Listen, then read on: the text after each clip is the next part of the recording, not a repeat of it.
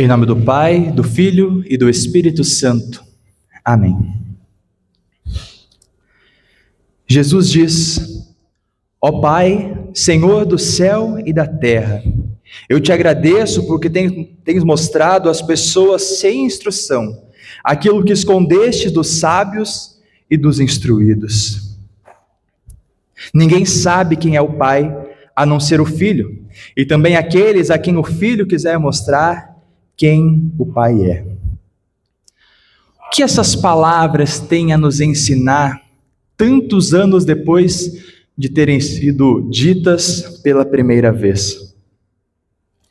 Podemos começar refletindo que a fé, ela não é mera razão. A fé não é simplesmente uma competência intelectual. A fé não é assim. O tamanho da nossa fé não se mede pelo nível de escolaridade, não se mede pela quantidade de livros lidos. A fé verdadeira se dá a conhecer ao Filho e a confiar completamente na sua obra.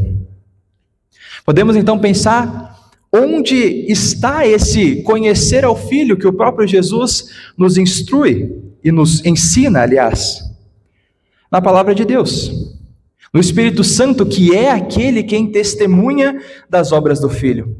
Nós estamos no período de Pentecostes e continuaremos nele por mais alguns meses. Domingos após o Pentecostes, e lá no dia de Pentecostes, na leitura de Atos 1, Atos 2, podemos lembrar também do último capítulo de Lucas. Jesus ele vai dizer aos discípulos que eles devem permanecer em Jerusalém, porque ele vai enviar o Espírito, e eles serão testemunhas. O Espírito é quem testifica, quem testemunha aquilo que o Filho faz. O Espírito continua chegando até nós hoje, através da palavra de Deus, fazendo-se conhecer quem o Filho é, fazendo conhecer aquilo que o nosso Salvador fez. Ou seja, é o próprio Deus quem nos revela a sua verdade. Não é a nossa competência intelectual que vai chegar a uma conclusão de... Não. O próprio Deus ensina. Talvez vocês lembrem das palavras dos últimos versículos do penúltimo capítulo do Evangelho de João. Essas coisas foram registradas para que vocês creiam que Jesus é o Filho de Deus. E crendo, então receberão, e terão a vida verdadeira, a salvação. Na prática, de uma forma bem prática, na nossa vida, a fé, ou o crescimento da fé, não está em ter uma leitura de uma grande enciclopédia, de grandes autores, ou talvez até dos pais da igreja, ou de todas as obras selecionadas de Martinho Lutero, que temos traduzido, por exemplo, e vai fazer a sua fé aumentar. Não. É o conhecimento de quem Jesus é, do que Ele fez, e a confiança que nós, aqueles que cremos, temos na sua palavra. Não significa que estudar mais profundamente a palavra, estudar mais profundamente aquilo que outras pessoas já disseram a respeito da palavra, seja algo ruim de maneira nenhuma, mas não está nisso o tamanho ou como nós vamos medir a nossa fé. Se a fé que temos e o crescimento dessa fé se dá pelo Espírito Santo através da palavra de Deus, acredito que esteja muito claro que nós não podemos desprezar essa palavra de Deus. Se Deus se dá a conhecer, se o Filho se revela na palavra, como posso eu ficar distante dessa palavra? Como posso eu desprezar a pregação dessa palavra? E por desprezar, nós lembramos do ensinamento do terceiro mandamento: santificarás o dia do descanso, em que nós, como luteranos, dizemos que isso significa que devemos temer e amar a Deus e, portanto, não desprezar a pregação e a sua palavra, mas considerá-la santa, gostar de ouvir e estudar. Vem com o ensinamento do próprio Deus, santificar o dia do descanso. Sim, é isso que estamos fazendo aqui nessa manhã de culto do Senhor, mas santificar o dia do descanso em Cristo não está apenas num domingo, ou num sábado, ou em qualquer dia específico, mas em todos os nossos dias, mas sim em todo o momento, lembrando aquilo que Deus fez e ensinou, estando em contato com essa palavra de Deus dia após dia em nossas vidas. E assim o Espírito Santo continuará a dar testemunho para nós de quem Jesus é. E assim também através de nós dar testemunho àqueles que estão afastados, àqueles que estão distantes dessa verdade. Muitos negligenciam o que Deus ensina na palavra. E isso é muito perigoso, porque muitas vezes nós até sabemos o que Deus disse, mas nós queremos entender do nosso jeito. Muitos até dizem e citam passagens da Escritura, mas não para ensinar aquilo que Deus ensina através daquilo, e sim para defender uma ideia própria. Nós vemos isso com muita frequência nos últimos anos, e vamos ver de novo nos próximos meses, dentro da política, por exemplo, mas é só um dos tantos exemplos que podemos ter a respeito disso. Eu acho uma coisa, e eu procuro algo dentro da Bíblia que fale de maneira aproximada, não precisa nem ser exatamente aquilo, e eu repito as palavras de Deus, e faço com que Deus diga o que eu quero que Ele diz. Isso é muito perigoso, muito perigoso. Algumas verdades, se não forem compreendidas, a nossa consciência e ao nosso coração só vão trazer peso, só vão trazer dor e sofrimento. Isso se dá porque o nosso coração, ele não vai se sentir confortável em fazer aquilo que ele não quer. Ele não vai se sentir confortável em seu egoísmo, o nosso coração, querendo fazer aquilo que Deus quer. Não, a gente sempre quer fazer aquilo que a gente quer. O nosso coração pecador é orgulhoso, é egoísta, quer fazer tudo sozinho. É difícil para nós pecadores vermos como Jesus diz no Sermão do Monte: bem-aventurados os pobres em espírito, porque deles é o reino dos céus. Quem gosta de se sentir humilde, quem gosta de se sentir pobre em espírito, quem gosta de reconhecer que é fraco, mas é ali que Deus mostra a sua força. Tem certas passagens bíblicas que acabam quase se tornando como um ditado popular, e a gente diz com muita frequência. A gente lembra muito bem desse texto, talvez numa outra versão, mas que a gente leu do Evangelho: vinde a mim todos que estão cansados e sobrecarregados, e eu lhes darei descanso. A gente lembra dessas palavras, mas como é que nós compreendemos no nosso coração? É realmente da forma que Jesus está ensinando, ou é do meu jeito? Sobre isso a gente quer meditar nessa manhã de culto. Jesus diz: venham a mim, todos que estão cansados de carregar as suas pesadas cargas, e eu lhes darei descanso. Quem de nós carrega pesadas cargas em nossas vidas?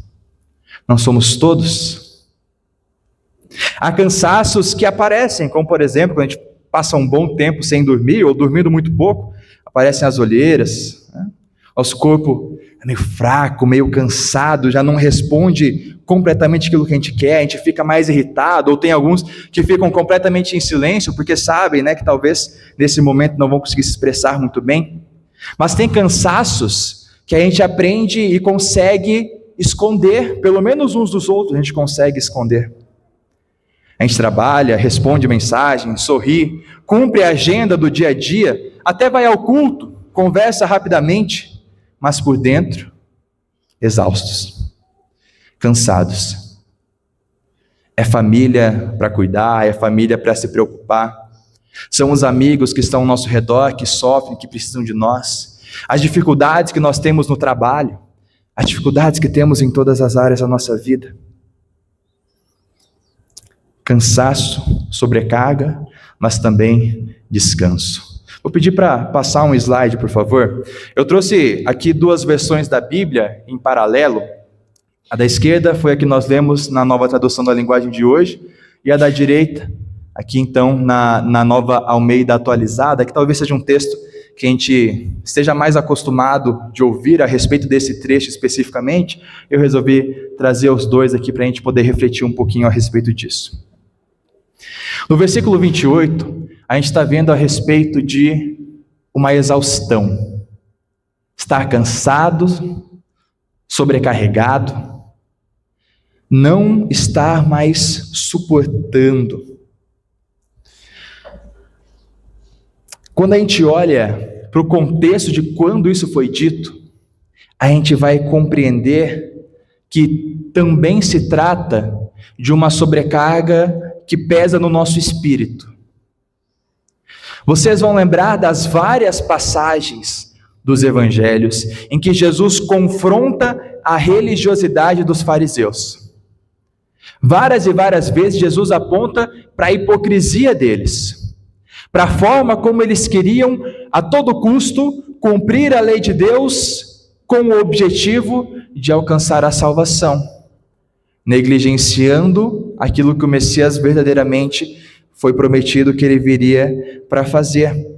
A gente conhece pelo texto bíblico e também pela própria história como o povo de Israel, que posteriormente acaba então meio que se separando, mas a gente entendendo ali no contexto dos judeus, que eles buscavam cumprir rigorosamente as leis, e não só as leis que Deus havia entregue, mas muitas outras que foram sendo desenvolvidas com o passar do tempo na história do povo, e que eles tinham a obrigação de cumprir. E aí a gente vê um contraste entre os mestres da lei, que se consideravam então aqueles que cumpriam isso, e se achavam superiores justamente por conta disso, e no outro lado a gente tem o povo, que não dava conta de cumprir essa lei. É claro que os mestres também não davam conta, eles só não deixavam isso transparecer. E aí a gente pode lembrar até do texto de 3 semanas atrás, se não me foge a memória, mas ainda no mês de junho, em que Jesus ele chama Mateus.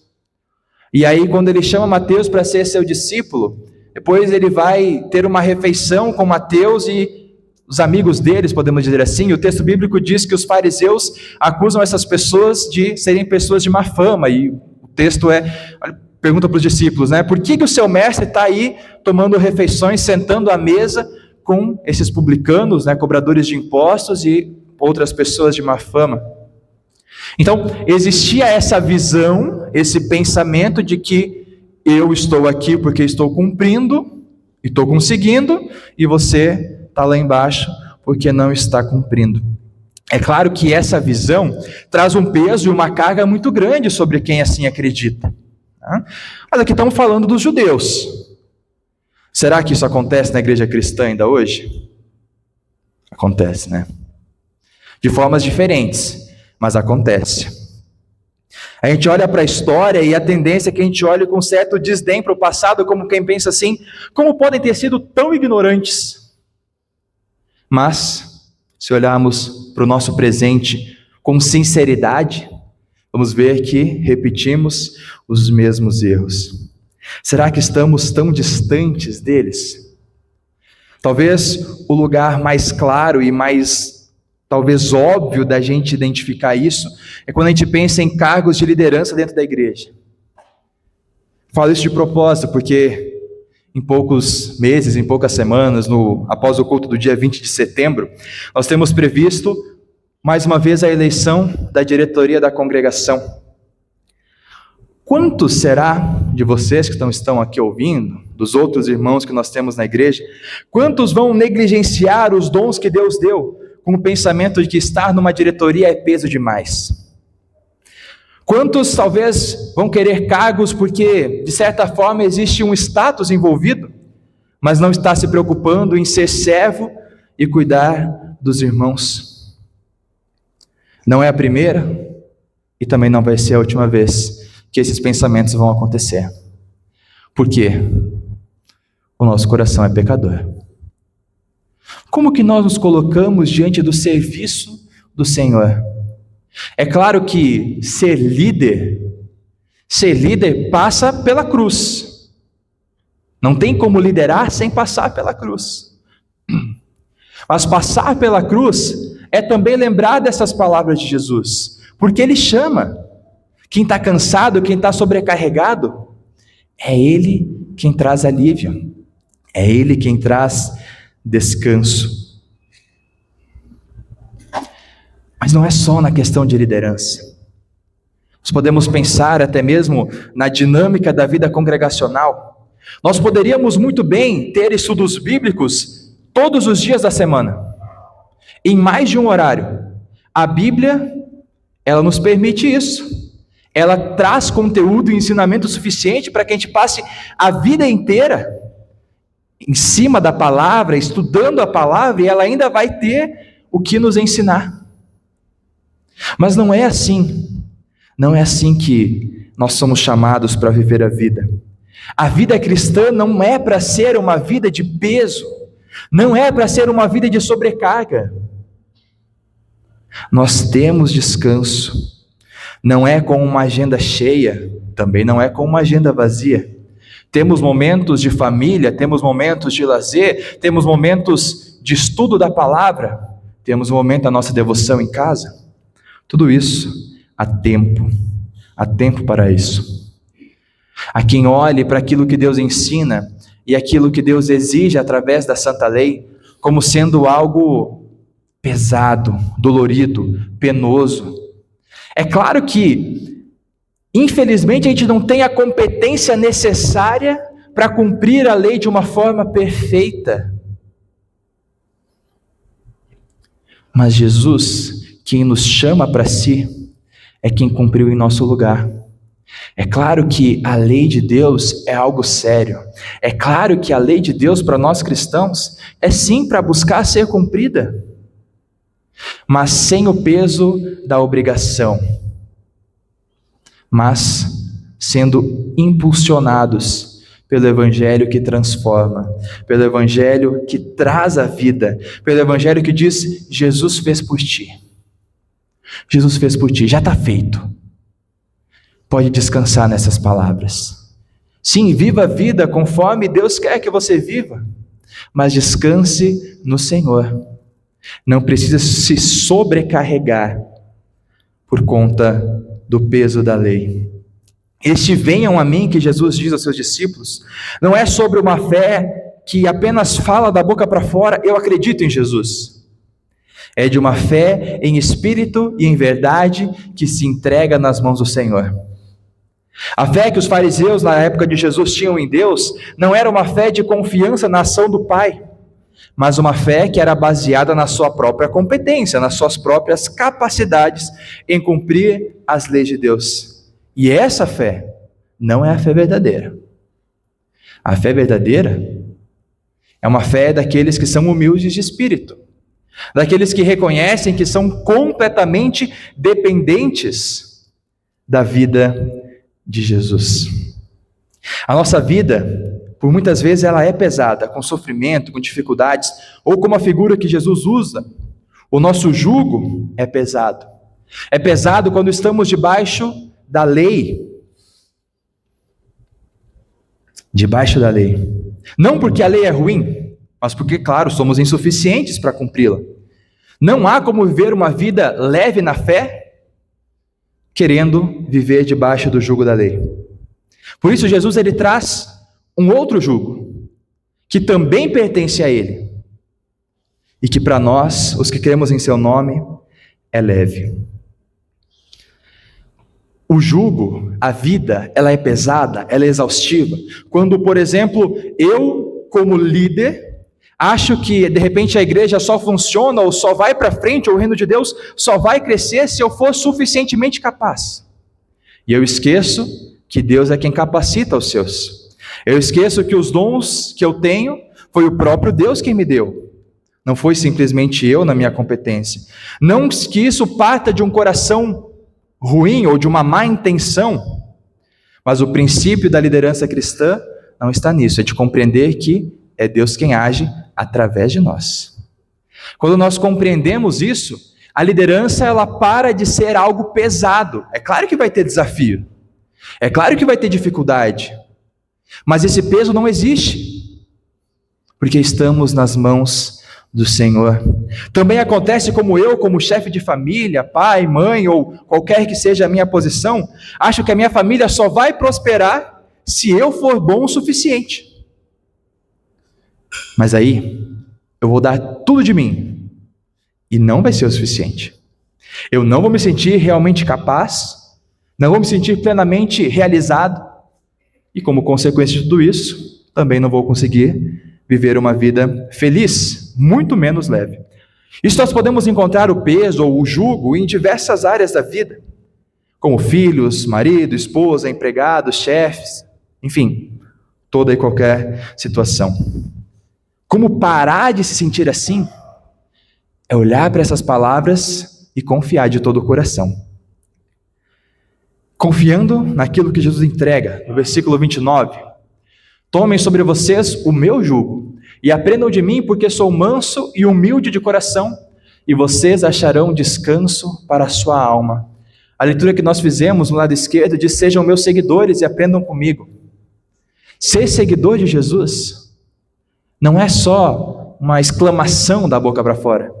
Ser seguidor de Jesus é olhar para aquilo que ele fez e faz e buscar viver da mesma maneira, com humildade, com bondade, com amor, com sim o estudo da palavra, como o próprio Evangelho mostra, o quanto Jesus conhecia e ensinava. Sim, também com uma vida de oração, como os próprios Evangelhos mostram diversas vezes Jesus orando e até mesmo nos ensinando a orar. Amor, amor a Deus e amor ao próximo. Tomem sobre vocês o meu jugo, sejam meus seguidores, aprendam comigo de Jesus. E é dessa forma que nós encontraremos o descanso. O jugo que Jesus nos entrega não é o da lei para ser cumprida, mas sim do Evangelho que Ele, o próprio Cristo, já fez tudo o que era necessário para a nossa salvação.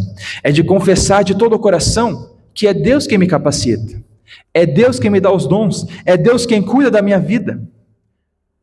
Não somos escolhidos pelas nossas competências, afinal, mais uma vez, os dons que temos também foi o próprio Deus que entregou para cada um de nós. Olhando para essas palavras, se entregando nas mãos do Senhor, não significa uma vida sem nenhum sofrimento. Bom, pelo menos não por enquanto. Aqui nesse mundo a gente ainda passa por aflições, e aí mais uma daquelas palavras de Jesus que a gente lembra muito bem, mas nem sempre coloca em prática como Jesus ensina. Tenha um bom ânimo, eu venci o mundo, diz Jesus. Mas ainda assim, muitas vezes e infelizmente, nos afogamos nos nossos problemas. Não conseguimos confiar plenamente que Deus está no controle de todas as coisas, mesmo que talvez da boca para fora a gente diga. A vida cristã passa pela cruz. Nós podemos lembrar o texto que lemos de Romanos 7. Quem está dizendo é o próprio apóstolo Paulo. O bem que eu quero fazer, esse eu não faço. O mal que eu não quero, esse sim eu faço. E às vezes quando a gente olha para o texto bíblico e a gente vê Paulo falando isso, o apóstolo Paulo, que fundou diversas congregações cristãs, várias igrejas, que ensinou com maestria, não só para as pessoas do seu tempo, mas para nós mesmos, quase 2000 anos depois. Esse apóstolo Paulo está dizendo: o bem que eu quero fazer eu não faço. Quem sou eu? Quem sou eu diante de tantos grandes exemplos de fé que a palavra traz para nós? Eu sou assim como eles, pecador como eles são, ou foram, mas crente como eles foram e como santos em Cristo o são até hoje. O descanso cristão não significa uma ausência de batalha, não significa uma ausência imediata de angústias, é estar na batalha junto de Cristo. Aliás, quase que como quem anda atrás, e Jesus vai na frente vencendo as batalhas, e nós caminhando atrás dele, confiando que ele sim tem poder para derrotar qualquer inimigo, que ele sim tem poder sobre toda e qualquer situação. No último versículo, Jesus diz: porque o meu jugo é suave e o meu fardo é leve. Jesus, na cruz, carregou e pagou o preço de todos os nossos pecados. Jesus, na cruz, sofreu no meu e no seu lugar, para que, dessa forma, o evangelho da salvação fosse verdadeiro e real nas vidas de cada um de nós. Não vivemos uma vida para cumprir obrigações, simplesmente. Temos liberdade em Cristo. Liberdade essa que nos leva a viver nossas vocações como família, como funcionário, como patrão, como chefe, como pais, como filhos, como líderes em toda e qualquer situação, enfim, todos os papéis que temos na sociedade. Viver tudo isso com fidelidade a Deus e com muito amor no coração. Sem o peso da obrigação, mas com o jugo suave da salvação já recebida. Alguém de repente pode te aconselhar dizendo: força, você consegue, ou aquela frase que nós conhecemos bem: foco, força e fé. Alguém pode aconselhar: organize-se melhor. Mas tem uma ajuda que é diferente quando a gente está cansado, sobrecarregado e exausto. Alguém que vem e toma para si o nosso peso, que toma para si a nossa dor, o nosso sofrimento, e vence tudo em nosso lugar. Entrega o teu caminho ao Senhor, confia nele, e o mais Ele fará. Esse pequeno trecho bíblico não é simplesmente um ditado cristão, mas um convite de um Deus que te ama, de um Deus que te cuida, de um Deus que olha por ti. Um Pai amoroso que se revela aos seus filhos através de Jesus, o Verbo que se fez carne. Deus que se revela através da ação do Espírito Santo, nos conduzindo para uma vida de fé verdadeira. E que esse Santo Espírito continue a nos guiar hoje e por todos os dias de nossas vidas. Por Cristo. Amém.